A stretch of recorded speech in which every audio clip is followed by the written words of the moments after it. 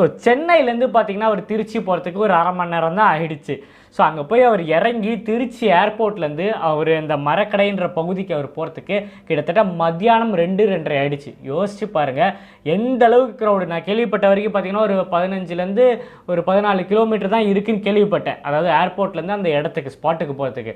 So அந்த 16-15 கிலோமீட்டருக்கே பார்த்தீங்கன்னா மத்தியானம் 2:30 மணிக்கு போய் சேர்ந்துருக்காருன்னா எந்த அளவுக்கு மக்கள் அவருக்கு ஆதரவு கொடுத்துருக்கான்னு யோசிச்சு பாருங்க. இது நம்ம மேலே கேஸ்லாம் போட முடியாதுங்க. ஏன்னா அவங்க கொடுத்த ரூல்ஸ் பிரகாரம், காவல்துறை கொடுத்த ரூல்ஸ் பிரகாரம் பார்த்தீங்கன்னா வண்டிக்குள்ளே ஏறின அப்புறம் பார்த்தீங்கன்னா அவர் வெளியே வரவில்லை. அவங்க கொடுத்தாங்க வெளியே வந்து தலையை காட்டக்கூடாது, கையை காட்டக்கூடாது, வண்டிக்குள்ளே உட்காந்து தான் வரணும்லாம் சொன்னாங்க.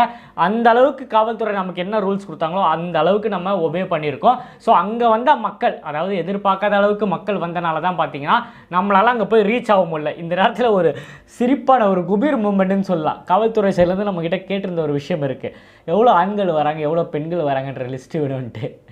அந்த க்ரௌடை பார்த்தோன்னே இந்த க்ரௌடில் எப்படியா நீ ஆண்கள் தனியாக பெண்கள் தனியாக லிஸ்ட் எடுத்து கொடுப்ப, அந்த அளவுக்கு பார்த்தீங்கன்னா அவரோட அந்த பஸ் இருக்குது தெரியுமா, அந்த பஸ்ஸுலேருந்து நீங்கள் பார்த்துருப்பீங்க, லைவில் எல்லாருமே பார்த்துருப்பீங்க. இன்றைக்கி காலையிலேருந்து பார்த்தீங்கன்னா டாக் ஆஃப் தி டவுன் அதுதான். எல்லா NDTV நியூஸ்லேருந்து எல்லா இடத்துலையும், பிரிண்ட் மீடியாவில் எல்லா இடத்துலையும் அதை பற்றி தான் பேசுகிறாங்க.